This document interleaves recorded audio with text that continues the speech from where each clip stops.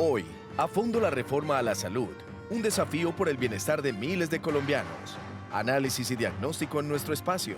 Conducen Leo Quintero y Jair Lenis. Dirige Óscar López Noguera. Buenas noches, nos encanta estar con ustedes aquí en Telepacífico, en nuestro canal regional. Este programa cuenta con el financiamiento del Fondo Único de las Telecomunicaciones, FUTIC.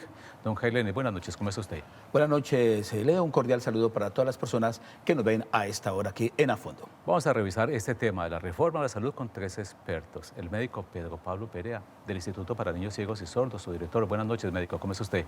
Leo, muy buenas noches y muchas gracias por este espacio que hoy en día es un tema candente y queremos todos los que somos en estos momentos parte de un sistema de salud, validar a ver cómo es que se proponen esos cambios y cómo nosotros vamos a ser partícipes de esos cambios. Otro médico, Ryan El Barcachi, buenas noches, ¿cómo está?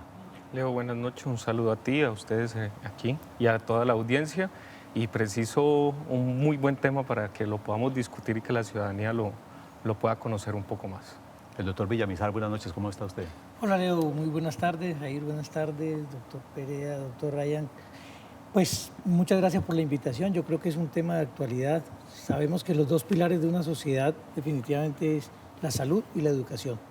Yo, gracias a Dios, pertenezco a los dos y tiene mucho que ver esta reforma que se está proponiendo en ambos sectores, fundamentalmente, por supuesto, el sector salud. Veamos lo que plantea la ministra de la Salud, Carolina Corcho, acerca de este tema que tocará a todos los colombianos sin lugar a dudas. La médica Carolina Corcho.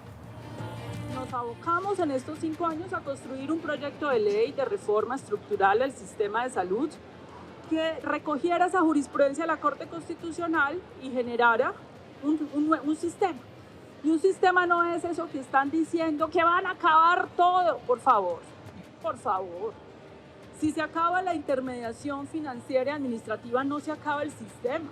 Es que el sistema de salud somos 1 millón de trabajadores y trabajadoras, 120.000 médicos, somos 900 hospitales públicos, 15.000 prestadores de servicios privados.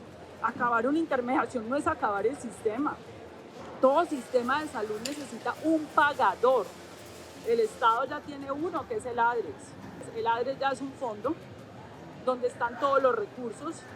El ADRES ya gira el 70% de manera directa al régimen subsidiado y en 10% al régimen contributivo, y no se acabó el mundo.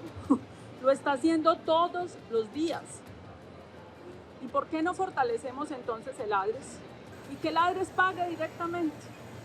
¿Qué tenemos que resolver? Y les estoy hablando de la reforma.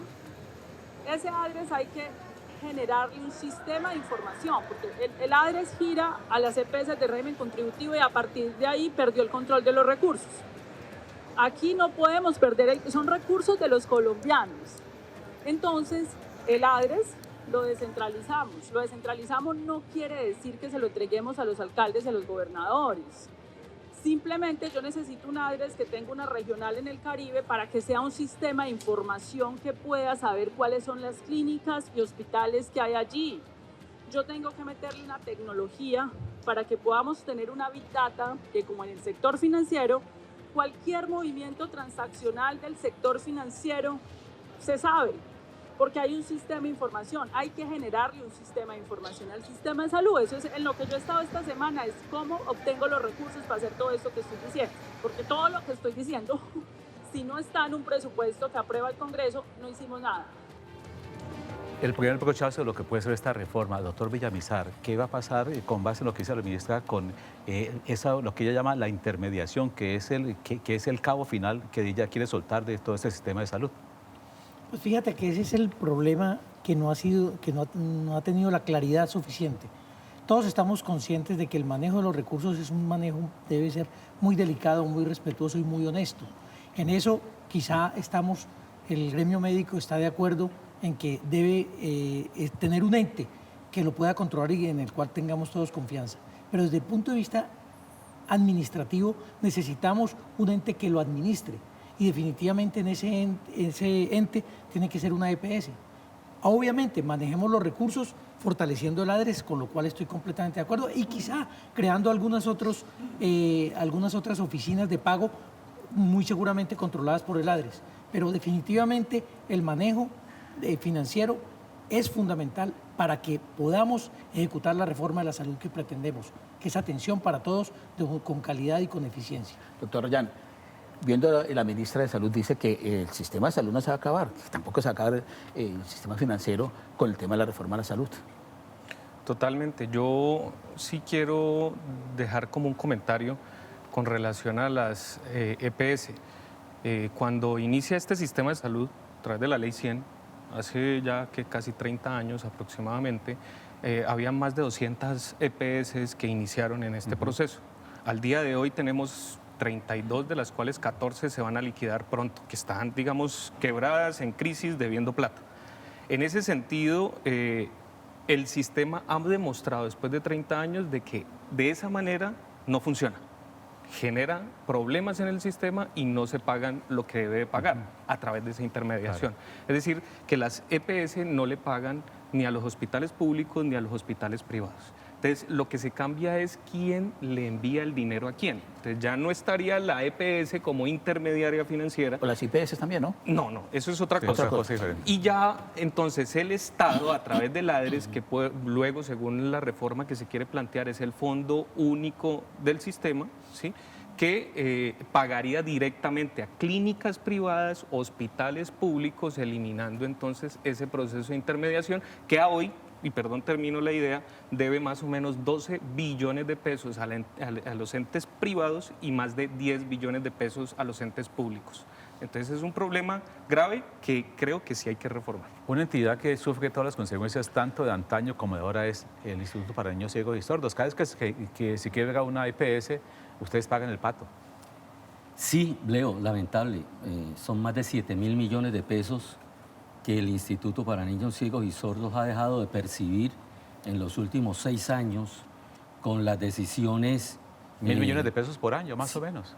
Aproximadamente. Sí. Que hemos dejado de percibir, y ustedes saben que nuestra institución hace una generación de recursos es para buscar cómo solventar los programas sociales que tiene la organización.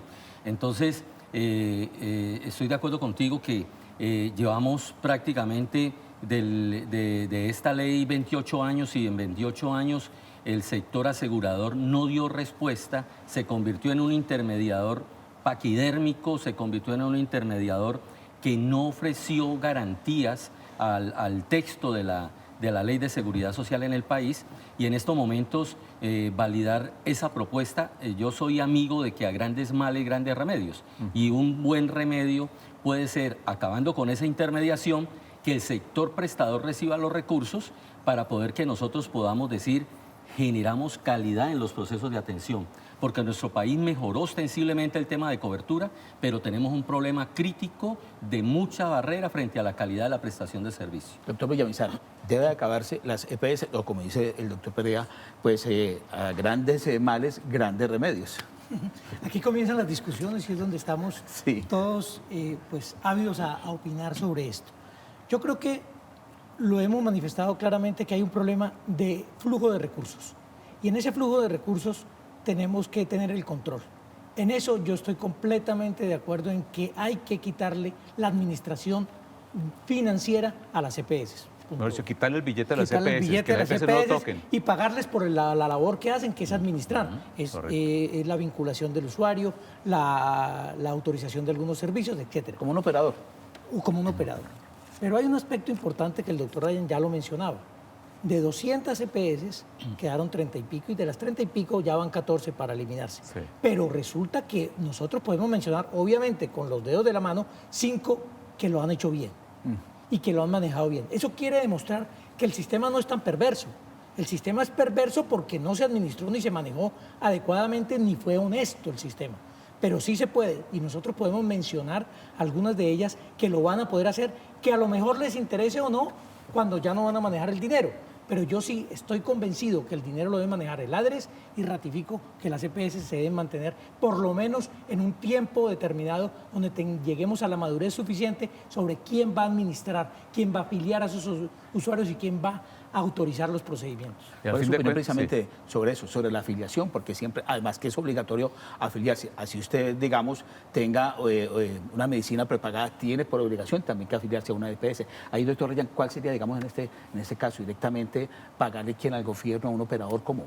No, es que de hecho hoy día lo bueno que tenemos del actual sistema y la fortaleza que tuvimos a través de eso fue la posibilidad de afiliar o de ingresar, de captar, de conocer, de reconocer a toda persona que nace en Colombia y que vive en el territorio dentro del sistema de salud a través de una afiliación. Hoy lo tenemos superado al 98%, bueno, en fin. Lo otro es la cobertura. Ahí hay una situación compleja, que muchos dicen, no, la cobertura del sistema de salud es buena. No, no es buena. Tiene una capacidad de afiliar, pero no de llegar a donde tiene que llegar en todo el territorio, el servicio. Y finalmente es lo que se pretende con un sistema de salud. Es que no es solo el tema del dinero, los recursos son suficientes, alcanzan, se puede prestar un buen sistema. ¿Toda esa plata alcanza para la salud? Sí, alcanza, es que se pierde. Pero si, digamos, empezamos a mirar 4 o 5 entidades, eso es un oligopolio. Los oligopolios no se pueden regular fácilmente. De hecho, cooptan el mercado y tienden entonces a disminuir la posibilidad de prestar esos servicios en esas zonas que no hemos tenido, porque son los grandes operadores de este sistema. Entonces, en ese sentido, digamos que hay algo que cambiar. Y lo que hay que cambiar es, además del tema financiero, el modelo del sistema de salud. Porque ahí es donde entra otra discusión. Sí, porque cuando comenzó la ley 100 dijo, vamos a atender una cantidad de usuarios que sean, el 75% que sean usuarios que paguen y un 25% que sean subsidiados. Pero hoy la cosa está al revés, 75% subsidiados y 25% que paguen. Entonces el tema, como dice el doctor Ryan, ¿es de plata o no es de plata, doctor Pedro Pablo? Definitivamente yo comparto el tema. Por ahí en una discusión de hace aproximadamente unos 8 años en el Senado sobre el texto de la salud, decíamos en esa época el sistema está generando 25 billones de pesos y hacíamos el cálculo per cápita de la población colombiana y resultaba que estábamos pagando más per cápita de lo que hoy en día se recibe por la unidad de capitación. Hoy en día tenemos 50 millones de personas y estamos al portas a 40 billones de pesos del sistema. Entonces, recursos hay. Definitivamente el tema del recurso está. ¿Por qué no se ha dado ese tema de que llegue el recurso donde tiene que llegar? Intermediación y el tema de corrupción. No podemos dejar a un lado tampoco el tema de corrupción, porque mucha EPS que llegó, entró al mercado y se salió, sus dueños salieron con sus bolsillos llenos y el sistema quedó envainado con el tema de la prestación de servicio. Entonces yo opino que definitivamente el recurso existe, que esa diferenciación, porque estamos hablando de un texto también de la economía de nuestro país. Recuerden ustedes que nosotros cuando proyectábamos 70-30 era porque teníamos un país boyante todavía, teníamos empresa, teníamos trabajo. Hoy en día el sector informal se disparó en el país, la situación económica desde el punto de vista empresarial no es la mejor, entonces entramos a subsidiar toda la población y se invirtieron los papeles. Y mucho independiente que tiene posibilidad de pagar no lo paga porque es gratis por parte del Estado. No lo paga porque de todas maneras está manejando un texto de información que no es la que el sistema requiere. Y sobre ese tema, precisamente el tema del servicio, hoy por hoy se habla diferente sobre el tema de la salud y especialmente lo que tiene que ver con el servicio. Nuestro director Oscar López tiene un informe sobre este pensamiento diferente en la salud.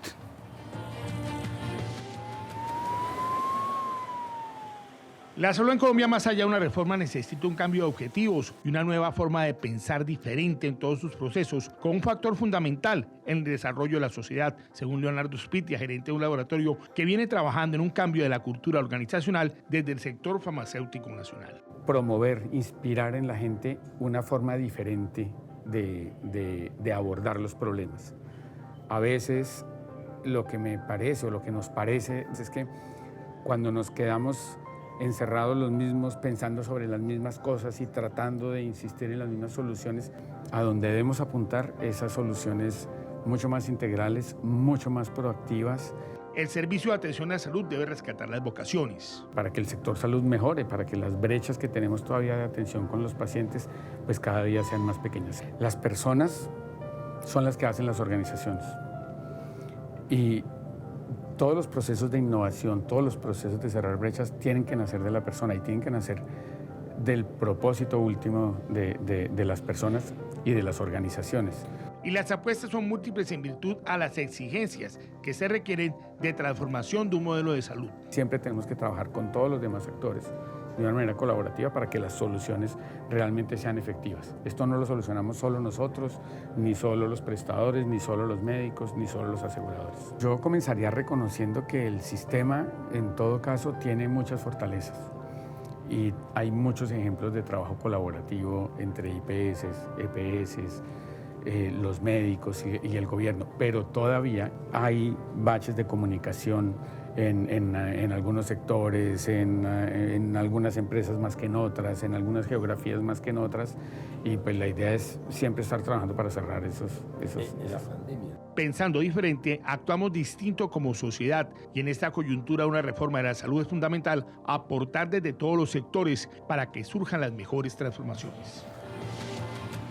El tema aquí en el fondo es la reforma a la salud, pero estamos hablando de reformas que se han hecho. Por ejemplo, la ley de punto final y la ley estatutaria dictadas en el gobierno Duque. ¿Qué pasó con ella, doctor Pedro Villamizar? Yo creo que el que más puede aportar en ese tema es el doctor Perea, que lo vivió en carne propia. Pero lo que yo les puedo mencionar en la institución donde trabajo, que definitivamente hubo unos privilegiados y otros que fueron afectados en la distribución que se hicieron de esos recursos. Realmente nunca hubo un punto final. Hubo unos aportes que por orden del gobierno se debía pagar a las instituciones, hicieron una prioridad que nadie entendió de qué manera los priorizaron. Afortunadamente tuvieron en cuenta al sector público y a las fundaciones para pagarles algunos recursos, pero nunca llegó ni a un 30 ni a un 40%. Me va a contradecir el doctor Perea si estoy diciendo algo que no es así, pero la realidad es que esos recursos no llegaron al 100% como se debía haber llegado. Y solo quiero ratificar una cosa, si me permiten, Leo y Jair, es que el doctor lo ha mencionado y el doctor Perea también lo ha mencionado, es que nunca había habido tanto dinero en el sistema. El dinero que llega al sector salud es un dinero suficiente, pero se lo roban. Es una corrupción muy grande y está mal administrado. Y aquí les dejo simplemente una perlita. ¿Qué papel desempeña la superintendencia en la prestación de los servicios, que sería un ente que puede apoyar de lado a Ladres para poder que ese flujo de recursos llegue, no solamente la parte financiera, sino la parte administrativa y la parte operativa, para que llegue al usuario final esa prestación de servicio? Doctor Pedro, ¿le pasaron la pelota a usted? Los 7.000 millones que debía, algo así le debía. Ya se lo pagaron. ¿Se lo pagaron todo? ¿Sí hubo punto final o no? Definitivamente no hay punto final, es punto seguido. Realmente, hoy en día estamos validando una propuesta a través de Asoclínicas para hablar de una verdadera ley de punto final. ¿Cuándo hablaríamos de una verdadera ley de punto final? Cuando digamos, el sistema está con un endeudamiento con el sector por esta cuantía, vamos a pagar tanto. Así sea 30, 40 puntos, a nosotros nos duele en el alma, pero que de aquí en adelante hubiera un flujo de recursos, que dijéramos que las carteras no van a ir a 120, 150, 280 días como las tenemos hoy en día. 280 días hay carteras hoy en día. O sea, 9 meses, casi un año. Prácticamente hay carteras que superan el año. Eso quiebra cualquier institución. Eso quebraría cualquier institución. Sí. Entonces, al interior tuvimos que cambiar estrategia, dejar de prestar servicios, hablar de pagos anticipados. Entonces, la verdadera ley de punto final estaría entrando en ese texto. Cuando se genera ley de punto final, se validó frente a un tema, por eso me encanta que la ministra esté hablando de este texto, y es la información. El sistema de información en nuestro país en salud es perverso. O muchas veces el sector asegurador se blinda y no genera la información que debe generar, y ahí nos estamos perdiendo de una data valiosa. Este sistema no tiene data. Entonces, ¿qué sucedió? El Estado decía que tenían un endeudamiento en su banco central con el sistema.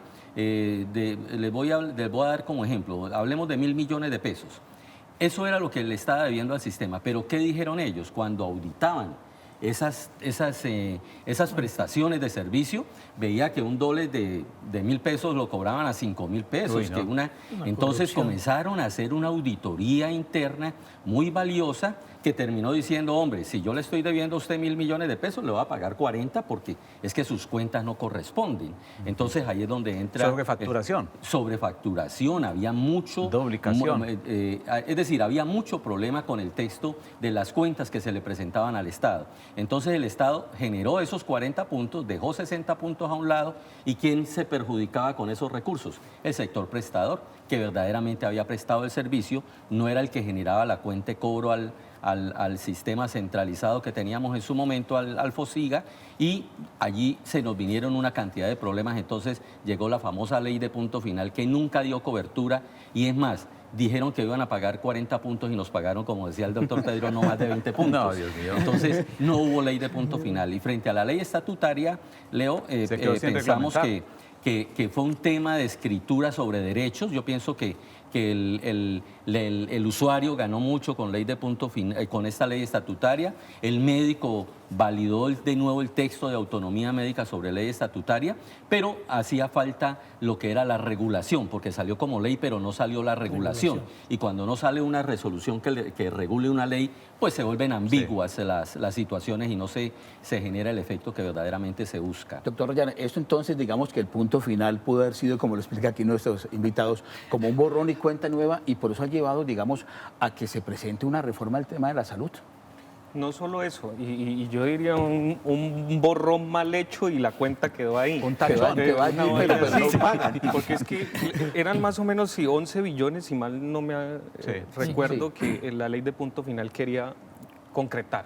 Entregaron, hasta donde tengo entendido, 3.8 o 4 billones de pesos del total general que a hoy ya debió haberse pagado. Es decir, no se cumplió. ¿No se ha pagado todavía, no? No. El poquito que le quedó de 12 no se cumplió. Entonces, han habido una cantidad de alternativas que se han utilizado para lograr sopesar esa crisis financiera del sistema que no han funcionado. Pero aquí hay algo importante. Los giros directos, que son la plata que paga el Estado generalmente a los subsidiados, a las clínicas, hospitales generalmente públicos, el giro directo ha funcionado. Es decir, es la plata que le permiten a esas instituciones de primer, segundo nivel generalmente sostener y sobrevivir, porque les llega desde el principio y pueden trabajar sobre esa base. Entonces, mire que la idea de pagar directamente del Estado a través de un giro directo que ya se hace, blinda el sistema. ¿El ADRES es necesario que siga operando? Es que el ADRES es por decir el banco, por decirlo de esa manera, es el fondo a donde llega la plata y él reparte. Ahora bien, sí, concuerdo con el doctor Perea en el tema del sistema de información. Los sistemas de información actualmente son los que realmente permiten que haya una fiscalización, control, regulación y además nos ayuda para avanzar en producción de conocimiento, en desarrollo de ciencia, que de hecho esta es una tecnología que no tenemos y que tenemos que implementar. Muy bien por la ministra que lo quiere hacer. Con este sistema de información y con el Estado teniendo entonces esa capacidad de regular a través de la superintendencia, que sería como el ente realmente fiscalizador de todo este proceso, pueda entonces cumplir las funciones. Pero además en la reforma, y cierro con esto, se van a generar unos grupos regionales y nacionales en donde van a estar todos estos actores del sistema, que no son solamente las clínicas, hospitales y EPS, sino los pacientes, los financieros, las agremiaciones, todo mundo, que son los consejos regionales de salud y nacionales, que van a ayudar entonces a esta superintendencia a hacer el control y la construcción, además de las políticas públicas para cada territorio en términos de salud. Entonces, la reforma se requiere y va a salir. Lo que tenemos que hacer es cambiar y dejar el miedo al cambio. Dejar el miedo al cambio, la reforma a la salud, que la estamos analizando esta noche aquí en A Fondo. Vamos a unos mensajes muy importantes y ya regresamos con ustedes.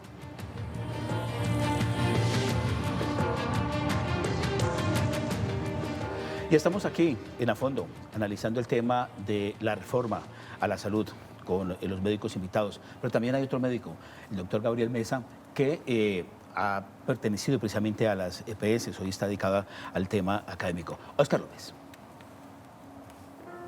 El médico antioqueño Gabriel Mesa Nichols cuenta con una amplia influencia en el gremio de la EPS. Fue gerente general de Sura por varios años y desde el año 2012 es el presidente de la Junta Directiva de ASEMI, el gremio de la EPS al régimen contributivo, y esta es su percepción de un modelo de salud diferente y más incluyente. Estamos en un momento de cambio de era, inclusive en la humanidad, donde pasamos de ser individuos a ser como parte de una comunidad como más de ser partículas a ser ondas. Este médico es un conocedor profundo del sistema de salud colombiano y suele tener una opinión reconocida en todo el país. Es que tenemos un sistema de salud en Colombia que es referente mundial. Definitivamente en Colombia tenemos un plan de beneficios casi que ilimitado que cubre tratamientos de todo tipo de alto costo, trasplantes, medicamentos muy importantes y muy costosos para pacientes que lo necesitan, con $200 al año por persona. Estados Unidos se gasta 12.000, ya 50 veces más.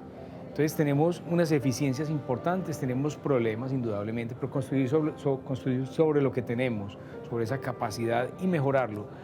Lo segundo es que los médicos y los profesionales de la salud puedan ser las personas que inclusive sean referentes para la sociedad, diciendo cómo vive de bien ese doctor, cómo vive de feliz, cómo vive conectado con la vida. Y el tercero es que el camino es precisamente la compasión y la bondad, el servicio, la disposición a servirle a las otras personas. Y esa es la base fundamental. Formar médicos que encuentren a partir de su quehacer la forma de cuidarse a sí mismos para poder cuidar a otros, entendiendo estos hábitos, pero que su base sea la compasión y la bondad, y que con seguridad les va a ir bien económicamente si hacen eso bien. Mesa Nichols hizo su pregrado en el Instituto de Ciencias de la Salud 6 de Medellín, es patólogo de la Universidad de Boston y tiene un MBA de la Universidad de California en Los Ángeles, y siempre ha estado analizando los modelos de salud que se ajusten al país. Gracias, Oscar. Estamos aquí en el fondo, estamos hablando acerca del tema de la reforma a la salud. El médico Pedro Villamizar dijo una cosita, tiró las piedritas y dijo, ¿y la supersalud qué pasa con ella? Doctor, quiero el cristal, por favor, rómpalo. Yo creo que, yo no sé si afortunado o desafortunadamente, siempre todos los sistemas de salud, de educación, sistemas administrativos, requieren entes de control, definitivamente. Y cuando hay un viso de corrupción o de deshonestidad o de mal manejo, digamos así, pues con mayor razón requiere un control. Pero requiere un control que tenga, me perdona el término, garras, en el sentido de que se le pueda dar un empoderamiento completo a las superintendencias. Y estoy hablando en general de todas las superintendencias, pero específicamente la Superintendencia de Salud debe jugar un papel preponderante en la reforma del sistema de la salud. Como decía el doctor Ryan, el apoyo. O sea, no como un ente veedor y auditor, sino como un ente de apoyo a la reforma de la salud. Y en ese sentido es el defensor de los usuarios, es el defensor del recurso humano en salud que está prestando esos servicios, es el defensor de las EPS. Es que si vamos a ver, cuando hay un mal servicio, ¿se afecta a quién? Se afecta al usuario, claro, se afecta al prestatario, se afecta a la IPS, pero la que menos se afecta es la EPS. La que está recibiendo todo el billete. Allí, y es la que tiene menos. La EPS recibe el dinero antes de que vayan a prestar el servicio o que vayan a administrar. La IPS tiene que prestar el servicio y sacar de su dinero para poder garantizar el buen servicio. Miren, el mejor ejemplo que tenemos... ¿Y el usuario paga a la EPS para que no le atienda el servicio? Por supuesto. Pero vean ustedes, el mejor ejemplo que nosotros tenemos ha sido la pandemia, donde todas las entidades de salud, todas las IPS, hasta las más humildes, pudieron desarrollar unidades de cuidado intensivo o salas especiales para atención de los pacientes con infecciones respiratorias agudas. Hasta donde pudieron, sacaron dinero de donde no podían. Y hoy día vemos fortalecido el sistema de salud. O sea, yo lo que apoyo es que vamos a construir, o vamos entre toda la comunidad, como decía el doctor Ryan, vamos a construir entre todos un nuevo sistema de salud, pero construido sobre lo bueno que tenía el anterior. Miren, yo soy cirujano pediatra y tenía que atender niños que se morían por el intestino perforado, por una enterocolitis.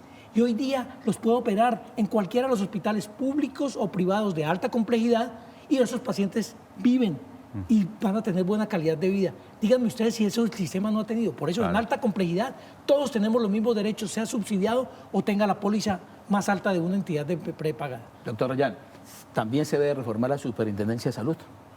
Yo creo que, y siguiendo la línea del doctor Villamizar, ¿por qué no tiene dientes? Porque está adscrita al ministerio y es del Ejecutivo, y el Ejecutivo no puede sino, digamos, medio controlar, vigilar, no tiene dientes, como lo dijo el doctor. Entonces, digamos, es de estructura. Ese es un león de felpa.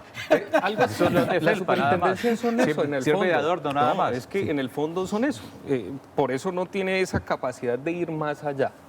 Sin embargo, no tampoco es darle eso, porque eso ya viene de la justicia, por eso se utiliza la tutela, por eso, bueno, en fin, todo ese otra Por eso la salud del se poder. judicializó, médico, perdónenme, es que está metiendo cerca de 400.000 tutelas al año, por eso, porque la incapacidad del Estado de controlar las EPS y su negocio hizo que el ciudadano se defendiera con algo que le dio la Constitución, la tutela.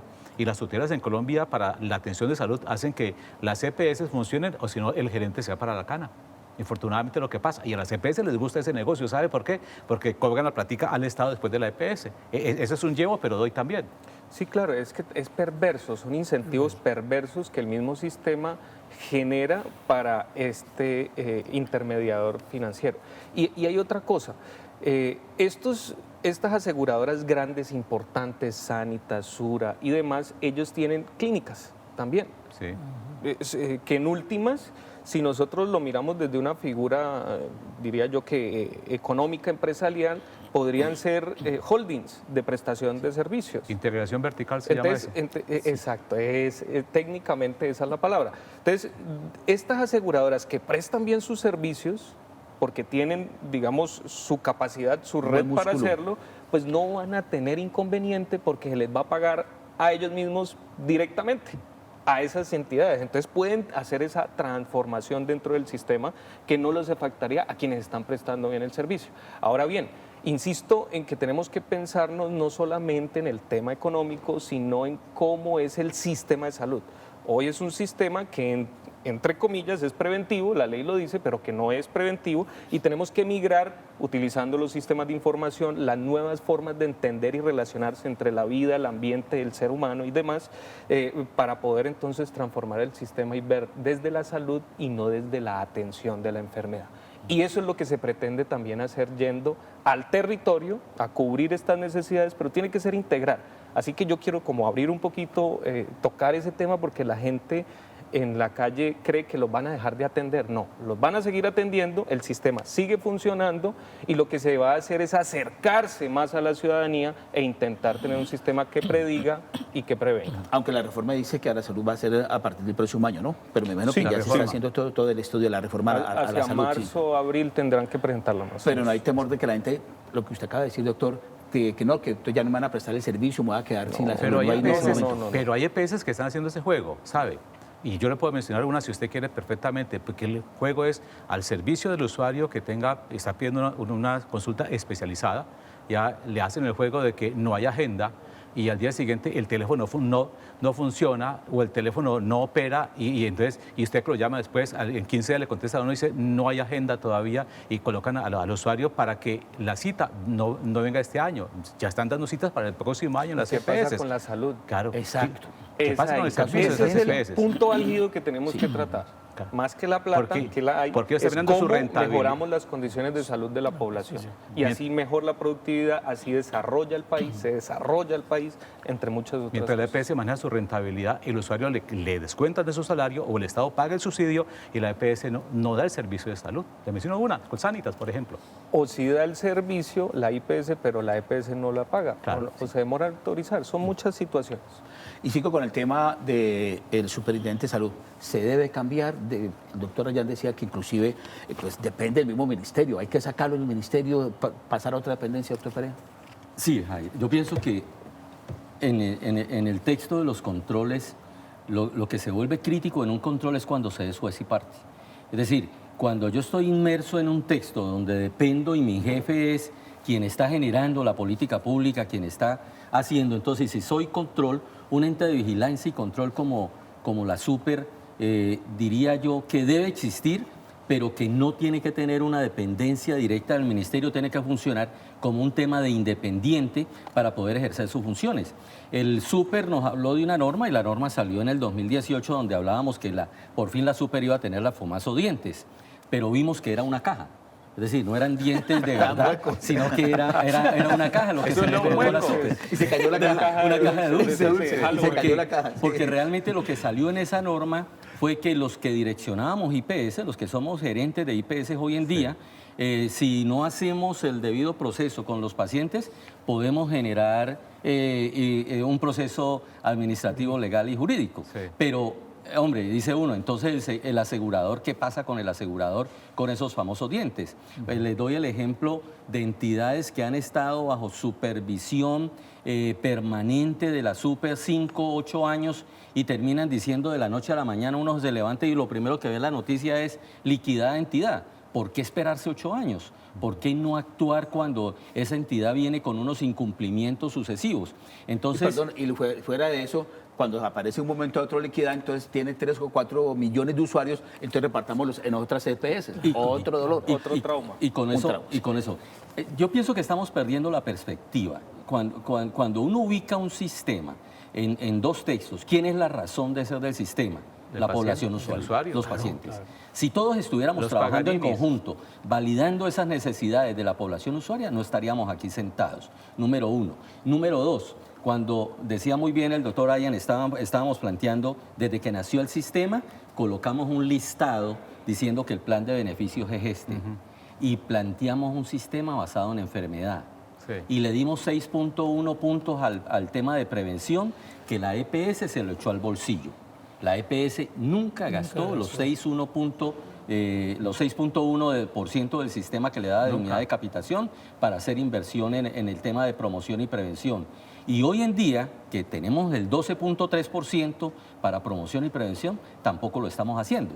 Entonces, si un sistema de salud no se basa en la promoción y prevención, nunca habrá un sistema que pueda pagar el gasto en salud. Ese tema es contundente. Pero es que el tema está tan imbuido hasta dentro del personal médico. Usted va a su EPS y uno va dentro del EPS y uno le dice al médico, tráteme, no me trate el síntoma, tráteme la enfermedad. Y el médico siempre tiene a la mano la forma del síntoma, acetaminofén. ¿Qué hacer en estos casos para que el mismo médico diga, hay que hacer una tarea preventiva para tratar no el síntoma, sino la enfermedad, médico? Pues Leo, has tocado un punto supremamente importante que tiene que ver conmigo. Ustedes saben que yo soy educador, sí. He sido decano en unas facultades de medicina y pues mira, la formación del recurso humano en salud no me refiero solo a los médicos, sino a enfermería, fisioterapia, psicología. Bueno, todos estos tienen que tener una muy buena orientación y ahí es donde integra también el sistema, el Ministerio de Salud, el Ministerio de Educación, perdón, porque el Ministerio de Educación tiene que regular los currículos y los procesos académicos que se están dando para formar este recurso en salud, pero es que resulta que universidades de garaje, y me perdonan el término, están formando profesionales de la salud y allí no hay controles y aquí obviamente entonces sale cualquier profesional que no tiene ni idea, que le enseñaron una cantidad de cosas, pero que no lo enfocaron hacia el sistema de salud del tipo de profesional que requeríamos. Entonces, allí también debe existir una convicción bien clara de los formadores de talento para el sistema de salud que nosotros tenemos que aplicar. No quiere decir que vamos a crear profesionales descalzos, no, de ninguna manera, pero sí nosotros tenemos que tener unas prioridades y tenemos unas estadísticas, volvemos al sistema de información, que es perverso, pero que podemos, por lo menos tenemos algunas orientaciones hacia cuáles son las patologías más prevalentes, cuál es la incidencia y cuáles son los riesgos que tiene nuestra población en las determinadas áreas, porque la salud no es igual en todas las regiones de Colombia.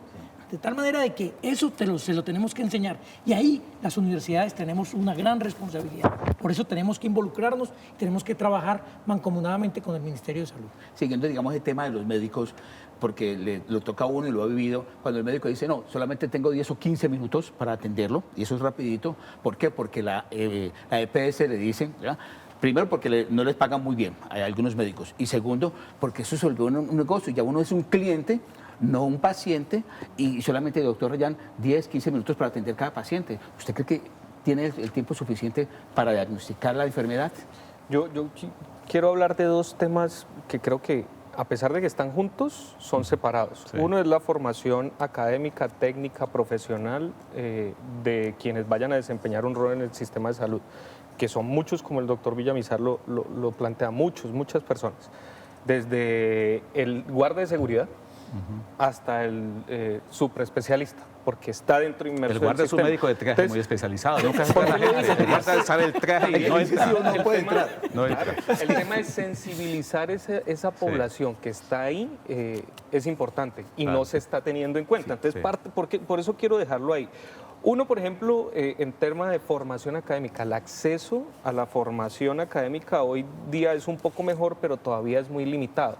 Los convenios que pueden tener muchas de las universidades para desarrollar esto, pues son limitados. Los recursos generalmente son limitados. Hay unas que son de garaje, otras que están bien estructuradas, pero ahí yo creo que hay que empezar a pensarse en modificar la estructura curricular de, por ejemplo, el programa de medicina, el programa de enfermería, para que no piense hacia la enfermedad y la atención de la enfermedad, sino para que empiece a desarrollar la comprensión de la salud en el todo y cómo atender a partir de ahí. No es lo mismo atender pensando en salud que en enfermedad.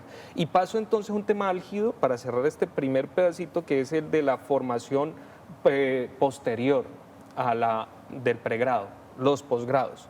Particularmente en medicina. O sea, entrar a una especialidad en medicina es un problema complejo, supremamente difícil. ¿Por qué? Hay corrupción, venden los exámenes, no en todo lado, no hay el verdadero mérito, las palancas funcionan muy bien y eso limita muchas cosas. Entonces creo que hay que hacer una reforma estructural desde pregrado, posgrado, en temas de salud en esencia. Y el otro sentido es pensar cómo se están pagándole a los profesionales y a los no profesionales, técnicos, tecnólogos. No es suficiente, la manera en que se contratan no es una manera formal, eso también desmoraliza. Y para tirar un dato para cerrar, ansiedad, depresión superando el 40% actualmente de los profesionales de salud, con mayor incidencia en mujeres.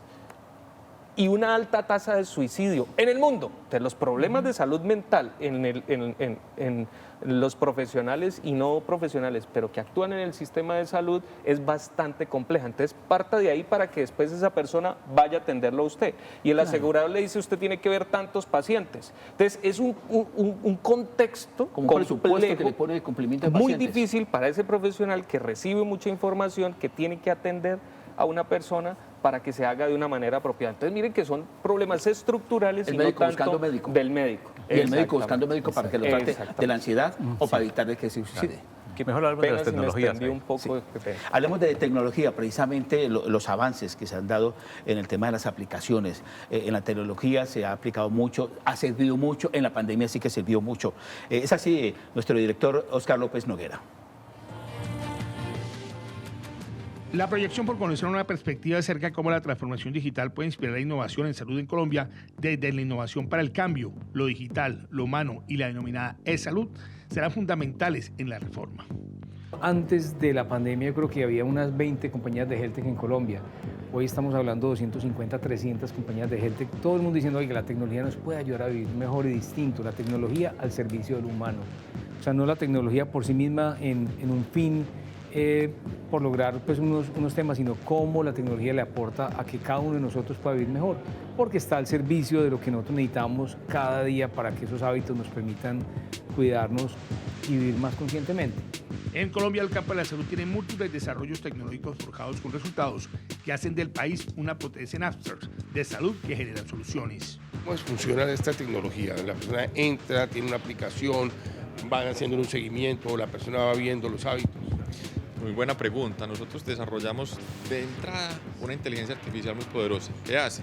Te permite con una única imagen recibir o recolectar qué te estás comiendo, cómo te estás alimentando. A partir de eso creamos un perfil y te mostramos de 0 a 100 qué tanto tu alimentación actual te ayuda a cumplir tu objetivo, sea bajar de peso, aumentar de masa muscular o vivir más y mejor. Y luego te empezamos a recomendar comportamientos, hábitos nuevos que te van a permitir mejorar ese score, mejorar la probabilidad de lograr esa bajada de peso, ese incremento de masa muscular. ¿Qué están ofreciendo y qué están impactando? Nosotros somos una plataforma de datos en el sector de salud.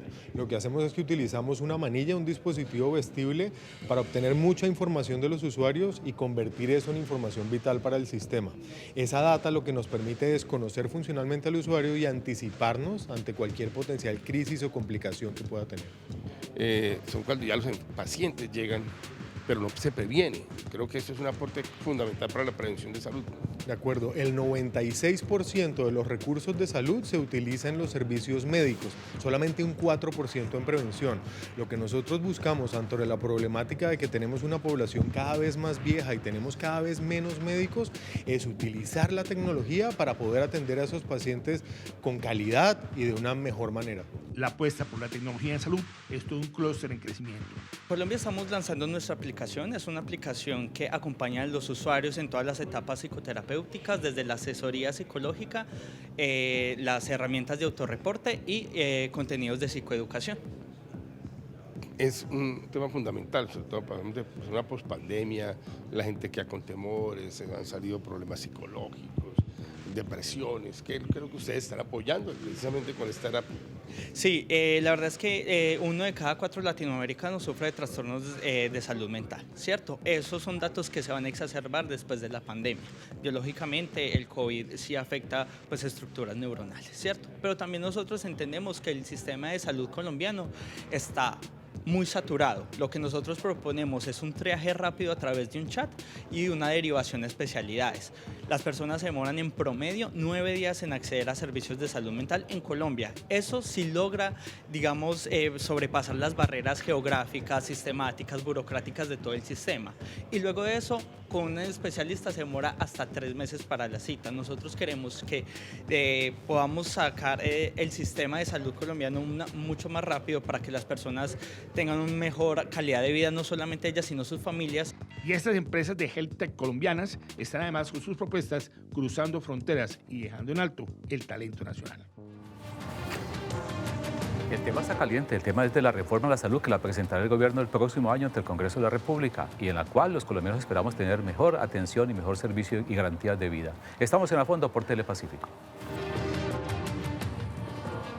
Estamos en A Fondo aquí por Telepacífico, estamos hablando acerca de la reforma a la salud. Nos queda poco tiempo, vamos a hablar con los médicos.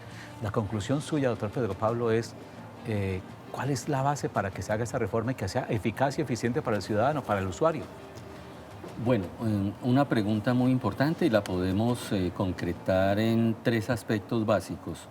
Uno, que participemos de la reforma todas las partes interesadas, es decir, que por primera vez no hablemos de que existe un asegurador, un prestador, un paciente, el gobierno, que todas las instancias que hacemos parte de este proceso de salud, como parte involucrada, participemos en este texto de la reforma. Ese es un aspecto fundamental.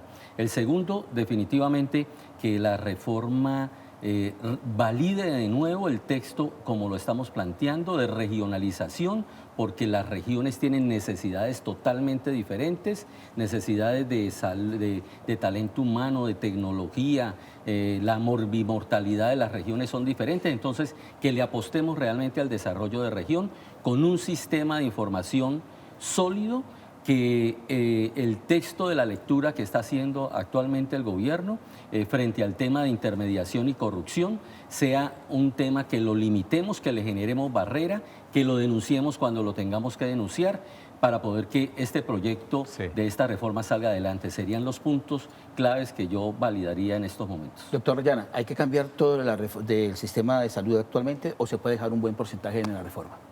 Bueno, yo creo que hay que hacer una transformación profunda, pero es a través de una transición. Eso no puede ser inmediato, tarda un tiempo. Así como estas 14 EPS se van a cerrar, esas casi 14 millones de personas que están afiliadas a ellas van a tener que pasar a otros aseguradores. Eso va a haber un colapso, hay un problema. Entonces, eso no puede ser de inmediato, es una transición en primer lugar. En segundo lugar, tiene que pasar por el Congreso.